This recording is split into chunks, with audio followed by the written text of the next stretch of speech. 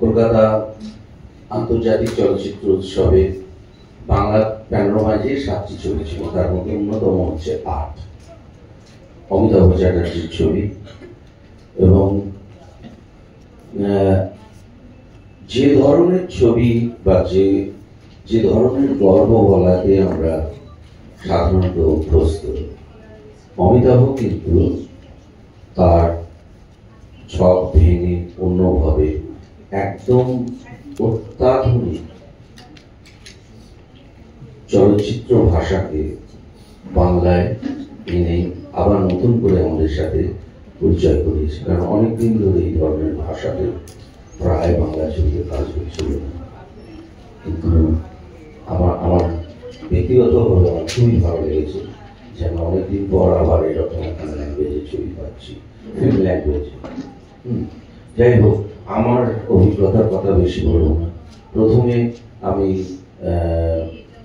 আমার তরফ থেকে ধন্যবাদ জানাচ্ছি যে সাহস করে অন্তত কেউ এই ভাষায় কথা বলছে ছবিতে, এবং এই ধরনের ছবি করার ক্ষেত্রে আপনার মানে এই চিন্তা ভাবনার ক্ষেত্রে আপনি কতটা মানে এতটা সাহস দেখালেন, সেক্ষেত্রেই আমি বলছি যে কতটা সমস্যার সম্মুখীন হলেন মানে ছবিটা তৈরি করতে গিয়ে। প্রথমেই যেটা আমি বলবো যে কলকাতা ফিল্ম ফেস্টিভ্যালকে আমার ধন্যবাদ, আন্তরিক কৃতজ্ঞতা যে আগের মতো ছবিতে জায়গা দিয়েছে তাদের বেঙ্গলি প্যানোরামা সেকশন। আপনাদের ধন্যবাদ এরকম আলোচনা শুরু করবে কীভাবে। সাহসের দরকার বলতে আমি মনে করি যে আমি 2008 সাল থেকে কলকাতা ফিল্ম ফেস্টিভ্যাল দেখছি, তো যেটুকু যা শিখেছি ফেস্টিভ্যাল থেকেই শিখেছি। সাহস যদি কিছু পেয়ে থাকি তাহলে কলকাতা ফেস্টিভ্যালের জন্য দিয়েছি। আর এই শহরটার একটা অদ্ভুত ম্যাজিক আছে। ম্যাজিকটা হচ্ছে যে এই শহরে হাতে একটা ফোন নিয়ে বা ছোট কোনো ক্যামেরা নিয়ে ঘুরে বেড়ালে একটা গল্প পাওয়া যায়, আর সেই গল্পটা দিয়ে একটা সিনেমা করে ফেলা যায়। আর কখনো কখনো দর্শক থেকে চেয়ার থেকে উঠে গিয়ে একটা ছবিকে প্রেজেন্ট করা যায়, আবার দর্শক হয়ে যায়। এইটা কলকাতার ম্যাজিক। এইটাই এর মধ্যেই বোধহয় সাহস, নতুন ভাবনা বা ভাষা নিয়ে যে কাজ কথা বলছেন সেগুলো আছে। তো পুরোটাই আমি বলবো এটা আমার শহরের ম্যাজিক, যে যেটা বোধহয় এই জায়গায় সাহস শিখিয়েছে। মানে আমি সাহস কথাটা বলেছি, হয়তো এটা আমার বোঝানোর ভুল। আপনি যে অর্থে বললেন, আমাদের আসলে চলচ্চিত্র বিষয়টাই এত একটা মানে এত বেশি তার দায়বদ্ধতা থাকে, মানে বিশেষ করে আর্থিক। সেক্ষেত্রে আমরা সবসময় যখন ছবি তৈরি করি আমরা ভাবি যে এর রিটার্ন কি করে আসবে, কিভাবে আসবে। সেই জায়গাতেই আমার মনে হয়েছিল আপনার ছবি দেখে যে না, আপনার সাহস আছে। আচ্ছা, সেই দিকে যে বাণিজ্যিক দিকটা, এবার যখন ছবিটা এখনো বানাই, এটা আমার 4th ছবি, এখনো বানাই, তখনও আমি বাণিজ্যিক জায়গাটার কথা কখনো ভাবিনি। মানে সেটা ইনফ্যাক্ট এই ছবিতেও আমরা এখন আলোচনা করেছি, একটা জায়গায় আলোচনা ছিল সেটাতে, যে ওইভাবে ভাবি না যে ছবিটা কিভাবে আমরা কোনো ফেস্টিভ্যালে পেলাম, কি তারপর কোনো মার্কেটে গেল বা কিভাবে সেল হলো বা দর্শকের কাছে গেলো।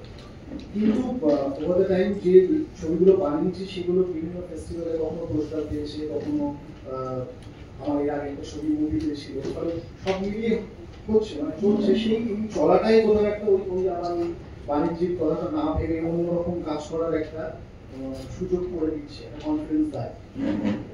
এটা কিন্তু অনেক বড় একটা তথ্য যেটা আমরা পেলাম। দেখুন, 3টে ছবি করার পরে 4 নম্বর ছবি যদি উনি এইভাবে করতে পারে, সুতরাং আমরা কিন্তু অল্টারনেট ওয়েতে কেউ ভাবছি না, কিন্তু একজন তো ভাবছে। অন্তত পক্ষে আজকে অমিতাভ তো ভাবছে, সুতরাং সেই ভাবনাকে আমি সম্মান করি। এবার আমি বলছি যে অবশ্যই যেটা শুরু করলেন যে কলকাতার যে ম্যাজিক, আপনারা যারা ছবিটা দেখেছেন তারা জানবেন, কিন্তু যারা ছবিটা দেখেননি আমার অনুরোধ যে ছবিটা দেখতে পরে ও যে কথাটা বললো সে কথাটা কতটা সত্যি, সে ম্যাজিকটা ও কিভাবে করেছে এবং কতটা সফল, সেটা কিন্তু অবশ্যই আপনারা দর্শক হিসেবে বিচার করবেন। ও কিন্তু একদম অত্যন্ত সত্যি কথা বলেছে ছবি সম্পর্কে। আর রাজার কি কোনো প্রশ্ন আছে? আগে পরিচয়টা করাই, পরিচয়টা একটু সবাইকে পরিচয় করে দিই, তারপর তুই প্রশ্ন কর না, তুই তার আগে যদি করতে চাস। আচ্ছা কর।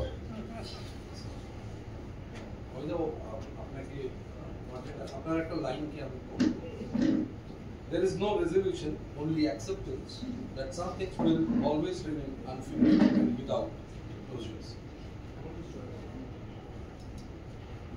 পৃথিবীতে এরকম প্রচুর মানুষ আছে যারা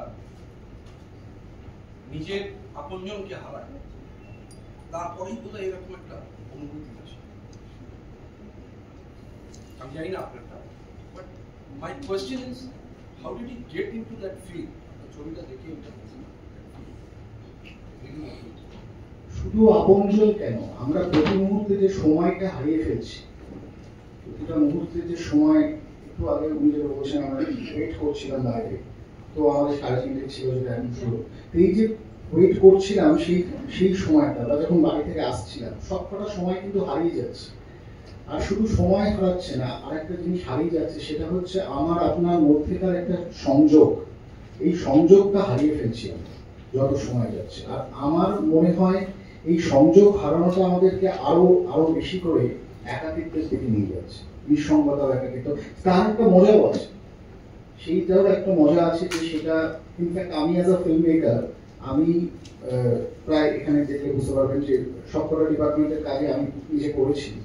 এটার কারণ আমি একজন পোয়েট বা একজন পেইন্টার যে ধরনের একাকিত্ব সুযোগ পায়, ফিল্ম মেকার সেটা পায় না।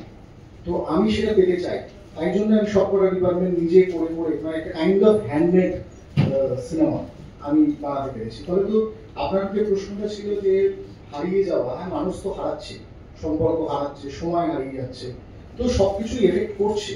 তো সেইটাকেই কোথাও একটা ক্যামেরাটাকে চেষ্টা করা যে নিজের দিকে ঘুরে নিজেকে কতটা বোঝা যায় যে এই হারানোর মাঝখানে আমি যে ব্যক্তিটা দাঁড়িয়ে আছি, not only as a film maker, মানুষ হিসাবে সে কিভাবে আছে আর কি।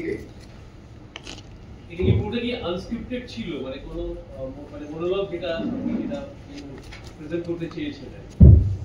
না, পুরোটা আনস্ক্রিপ্টেড ছিল না। একটা পার্ট, এটা মূল পার্টটা আমরা 1.5 দিনে শুট করেছি ছবি, আর বাকি পার্টটা যেটা ধরুন 40% মতো, সেটা আমি 1 বছর ধরে শুট করেছি। তো এই 1.5 দিনে যে শুটটা করেছি, যেখানে আমার প্রধান যে দুজন অভিনেতা সুরাইয়া পারভিন আর জগন্নাথ চক্রবর্তী, এরা দুজন এই 1.5 দিনে এই কাজটা করেছে। এই পার্টটা অনেকটা পার্টই স্ক্রিপ্টেড ছিল, কিন্তু আবার এদের অনেকটা পার্ট আনস্ক্রিপ্টেড ছিল, যেখানে আমরা এর ট্রামের সিন আছে, আপনারা যদি কেউ দেখে থাকেন, তো ওই পার্টটা অনেকটাই মানে পুরোটাই প্রায় স্ক্রিপ্টেড ছিল না। হঠাৎ ট্রামটা পেয়েছি, আমাদের মনে হয়েছে যে ওর উঠবো, ট্রাম উঠে পড়েছে, এই ধরনের।